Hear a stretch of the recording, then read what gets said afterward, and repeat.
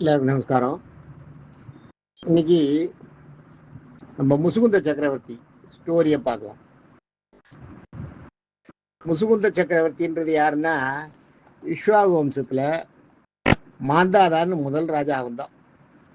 இந்த மாந்தாதாவுக்கு 2 பிள்ளைகள், ஒன்று அம்பரீஷன், இன்னொன்று முசுகுந்த சக்கரவர்த்தி. இந்த முசுகுந்த சக்கரவர்த்தி பயங்கரமா அரசாளுவான், நல்ல வில்லாதி வில்லன். அவனுக்கு அவனுடைய வரலாறு எப்படின்னா, ஒரு சமயத்துல காட்டுல புயல், பயங்கர புயல் அடிக்கிறது.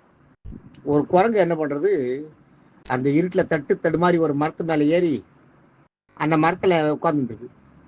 குரங்கு கை சும்மா இருக்காது இல்லையா, என்ன பண்றது, ஒவ்வொரு இலையா அந்த இலையை பிச்சு பிச்சு போட்டுருக்கு. புயல் காத்தால ஓயறது. ஓஞ்ச உடனே பார்த்தா அந்த குரங்கு ஏறி இருக்கிறது வில்வ மரம், கீழே ஒரு சிவலிங்கம். இந்த ராத்திரி பூரா அந்த குரங்கு இந்த வில்லு இலையை கிள்ளி போட்டுருந்தது இல்லையா, ஒவ்வொரு இலையா கிள்ளி, அதுக்கும் வில்லு இலைன்னு தெரியாது.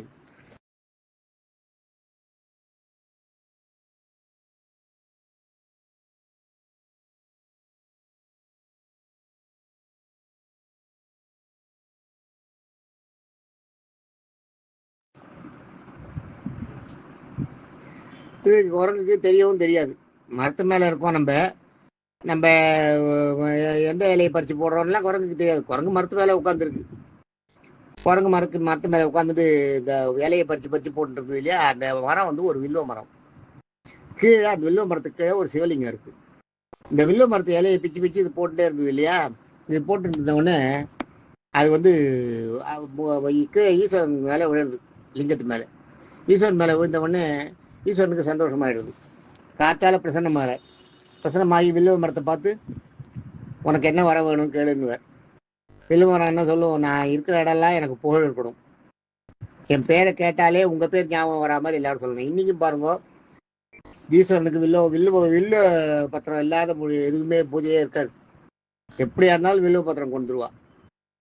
அதை கேட்குது வில்வம் நான் இல்லாத எந்த இடத்துலையும் எனக்கு ஒரு புகழ் இருக்கணும், உன் அருகிலேயே நான் இருக்கிற மாதிரி இருக்கணும். 2வது, உன்னுடைய அர்ச்சனைகள் எல்லாத்துக்கும் என்னை யூஸ் பண்ணணும், இது மாதிரி ஒரு வரத்தை கொடுங்க அப்படின்னு இந்த வில்வம் நான் கேட்குறது. சரின்னு கொடுக்குறாரு ஈஸ்வரன்.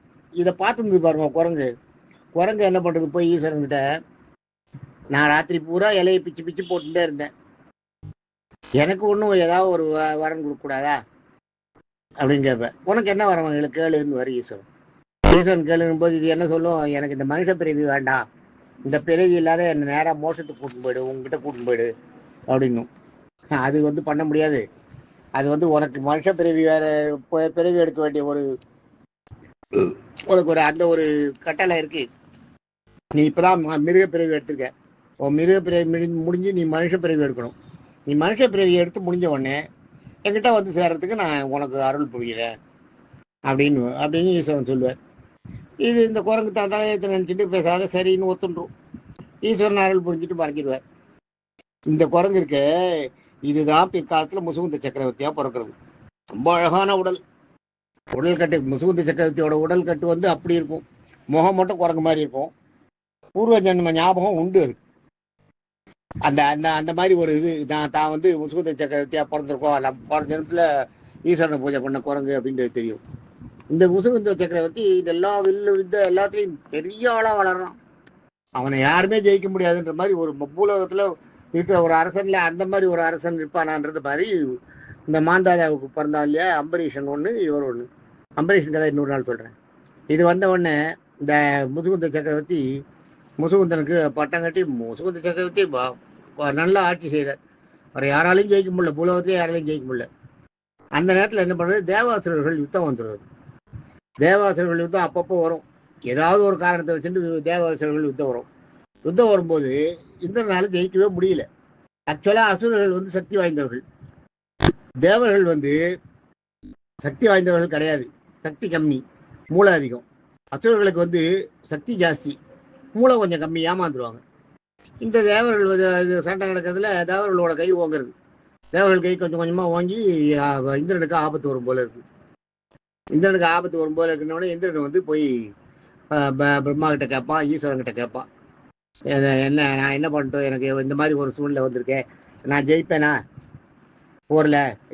தேவாசுரர்கள் யுத்தம், அந்த அசுரர்கள் வந்து ரொம்ப போட்டி உச்சிக்கு வந்துட்டா, இனிமேல் என்னை விடமாட்டா போல இருக்கே அப்படின்னு இவன் கேட்பான். கேட்கும்போது அந்த புஷ்பத்துக்கு அப்போ என்ன பண்ணுவான், நாரதர் வருவாங்க. நாரதர் வந்து நீ என்ன பண்ணு, இதெல்லாம் உனக்கு பிரயோஜனம் இல்லை, பூலோகத்தில் முசுகுந்தன் ஒரு ராஜா இருக்கான், அவனோட உதவியை கேளு, அவன் உதவி பண்ணான்னா உனக்கு எல்லாம் நீ அசுரர்களை ஜெயிக்கலாம் அப்படின்ற.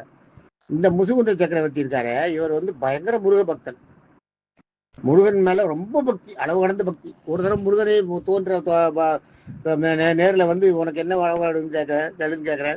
கேட்கும்போது நான் சண்டை போடும்போது உன்னோட வீரபாகு எனக்கு வந்து உதவி பண்ணணும், எனக்கு வந்து என்னுடைய படைகளை காக்கணும், என்னுடைய படைகளில் என் கூட இருந்து என்னை வழி நடத்தணும், என்னோட சண்டையில எனக்கு வெற்றியை தேடி தரணும் அப்படின்வார். முருகனும் தந்தோம்ட்டு போயிடுவார்.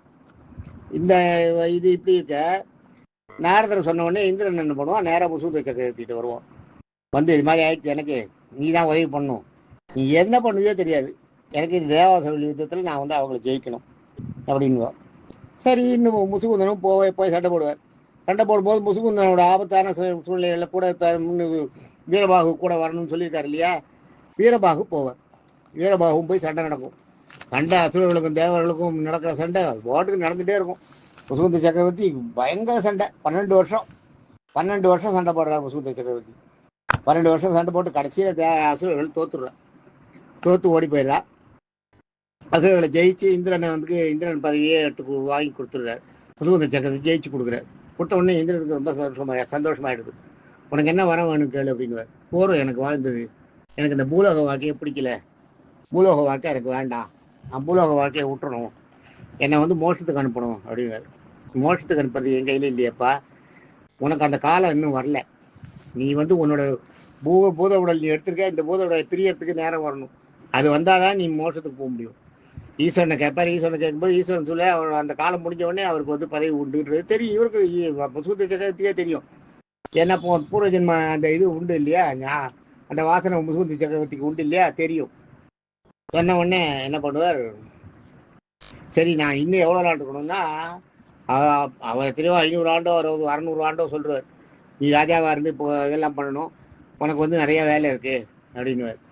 அப்போ இவர் என்ன சொல்ல, ஐயோ நான் 500 வருஷம் இன்னும் உயிரோடு இருக்கணுமா, அதுக்கப்புறம் எனக்கு நான் எப்படி பண்ண முடியும், என்னால் அது முடியாதுன்னுவார். முடியாதுன்னு இந்திரன் ஒன்று பண்ணுறேன், உனக்கு தூங்கிறதுக்கு ஒரு சக்தியை கொடுக்குறேன், நீ படுத்துன்னு தூங்கிடு, உனக்கு ஒரு இடம் கொடுத்து, நல்ல இடம் கொடுத்து, உனக்கு வசதியாக தூங்கிறதுக்கு, நீ எப்பயுமே தூங்கிட்டு இருக்கிற மாதிரி உனக்கு ஒரு வரம் கொடுக்குறேன், அந்த வரத்தை நீ வாங்கிக்கோ.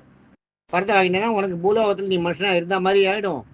இனிமேல் உனக்கு இந்த பூலோகத்தில் இந்த இதை அலுப்பு தட்ட உடனே உனக்கு தூங்கின மாதிரி ஆகிடும். தூங்கிட்டு இப்போ இந்த பாட்டு தூங்கிட்டு இருப்ப உனக்கு பூலோகத்தில் இந்த என்ன நடக்கிறதுன்றது எல்லாமே உனக்கு தெரியாமல் போயிடும் அப்படின்னு. அதை சொன்ன உடனே சரி அப்படிதான், எனக்கு மோட்சம் கிடைக்கணும்னா கிடைக்கட்டும், சரி அதையாவது பண்ணுங்கன்னுவார். முசுகுந்த சக்கரவர்த்திக்கு இந்த பூலோகத்துக்கு இதை மறந்தா போறோன்னு இருக்கு. அந்த மாதிரி ஆயிடுச்சு, சலிச்சு போச்சு, ரொம்ப சண்டையெல்லாம் போட்டுக்கிட்டு போறோம், இனிமே நம்ம வந்து ஈஸ்வரன் அடைஞ்சா போறோன்ற மாதிரி ஆயிடுது அப்படின்னு அந்த வாரத்தை கொடுத்துருவார்.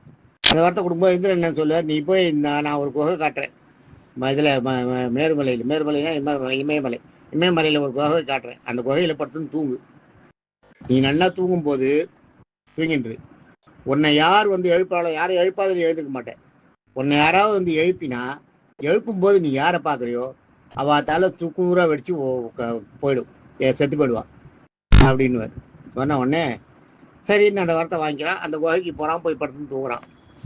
தூங்கின அப்புறம்தான் கிருஷ்ணனுக்கும் இந்த காளியவனனுக்கும் சண்டை வந்துடுது. அது உங்களுக்கு தெரியலையா, காளியவனன் என்ன பண்ணுறான், காளியவனனுக்கும் அவன் வந்து ஒரு வரம் வாங்கியிருக்கான், அதாவது என்னை வந்து மனுஷர்களால் கொல்ல முடியாது, முக்கியமாக ஆயர்களால் கொல்லவே முடியாது, ஏன்னா கிருஷ்ணனை கண்டால் தான் பயம் அவனுக்கு, கிருஷ்ணன் தான் அவனுக்கு விரோதி, கிருஷ்ணனை கண்டால் தான் பயம். அவன் காளியவனன் வந்து கம்சனோட ஃப்ரெண்டு, கம்சனை கொண்டதுனால கிருஷ்ணனை வந்து அவனுக்கு பிடிக்கவே பிடிக்காது. அதனால இவன் என்னப்பா வரம் வாங்கியிருக்கான் ஈஸ்வரன்கிட்ட, எனக்கு ஆயர்களால் சண்டை இருக்கக்கூடாது, வேற யாராலையும் எனக்கு உயிர் போகக்கூடாது, யாரும் என்னை கொன்னான்ற மாதிரி இருக்கக்கூடாது, எனக்கு உயிர் போகணும்னா நானாக தேடிட்டாதான், யாரும் என்ன உயிரை முடியாது, உயிர் போகாமல்லாம் சாகாத வரலாம் உனக்கு கொடுக்க முடியாதுன்னு சொல்லிட்டு ஈஸ்வரன். சாகாத வரன்னு யாருக்குமே கிடையாது, நீ அதுக்கு கட்டுப்பாடுகளை வேணா வச்சுக்கோ தரேன்ற. அதுதான் சொல்ல, எனக்கு என்னை யாராலையும் சாகடிக்க முடியாது, என்னை யாரும் ஜெயிக்க முடியாது, எனக்கு நானே சாவை தேடிண்டாதான் அப்படின்னு சொல்லிட்ட உடனே இவன் சரின்னுவான். சரின்னு ஒத்துன்னு என்ன பண்ணுவோம், அதை எனக்கு நானே தெரிவிக்கணும், அந்த மாதிரி ஒரு வரணை வாங்கிட்டுருவோம், வரத்தை வாங்கிட்டுருவோம். அதுதான் தெரியுது. பின்னாடி பிற்காலத்தில் வந்து காளியவனுக்கும் கிருஷ்ணனுக்கும் சண்டை வருது. சண்டை வந்து அவன் என்ன பண்ணுறான், வரட்டே வரான். அப்போதான் வந்து அந்த முசுகுந்த சக்கரவர்த்தி வந்து அங்கே படுத்துருக்கார். இந்த சமந்தக மணிக்காக சொன்னேன் இல்லையா உங்களுக்கு, சத்ராஜித் ராஜா அவனோட தம்பி, அவன் வந்து அந்த இதை எடுத்துன்னு வந்துடுறான். அதை ஒரு சிங்கம் எடுத்துன்னு வருது, ஜாம்பவான் கையில் வச்சுருக்கான்னு சொன்னேன் இல்லையா. அந்த மாதிரி அந்த அந்த நேரத்தில் இந்த இந்த காளியவனன் வந்து கிருஷ்ணன்கிட்ட சண்டைக்கு வருவான். ஏன்னா தன்னை யாரும் கொல்ல முடியாதுன்றது வந்து கிடைச்சிருது இல்லையா, அதனால தைரியமாக சண்டைக்கு வருவான். கிருஷ்ணன் என்ன பண்ணுவார், கிருஷ்ணனுக்கு தெரியும் நம்மளால இவனை கொல்ல முடியாது, இவனை மனுஷால யாராலையும் கொல்ல முடியாது, இவன் சாவா இவனே தேடிக்கணும், அதுக்கு என்ன வழின்ட்டு என்ன பண்ணுவான், மெதுவாக இவரை இந்த முசுகுந்த சக்கரவர்த்தி அந்த காளியவனை சண்டை போடுற மாதிரி அப்பிச்சு ஓடி ஓடி துரத்திகிட்டே வருவான். கொஞ்ச தூரம் ஓடுவா, கிருஷ்ணன் நிற்பார், காளியவனன் வருவான். காளியவனன் பார்த்த உடனே மறுபடியும் ஓடுவார். உடனே காளியவனன் அதை ஒரு துரத்திட்டே வருவார். இது மாதிரியே துரத்திட்டே வந்து இந்த முசுகுந்தன் தூங்குறாரு பாருங்க, அந்த குகைக்குள்ள பூந்துருவார் கிருஷ்ணன். அவன் அந்த அந்த காளியவனன் கண்ணில் படுற மாதிரி போய் உள்ள பூந்த உடனே உள்ள போயிடுவான். உள்ள போன உடனே அங்க போத்தி படுத்துன்னு முசுகுந்தன் தூங்கிட்டு இருப்பான் பாரு, அவன் தான் கிருஷ்ணன் நினைச்சுவான். கிருஷ்ணன் இழுத்து போத்தின்னு படுத்துன்னு தூங்குறான். நம்மளை பார்த்த உடனே நம்ம தெரியாத மாதிரி பண்றான்.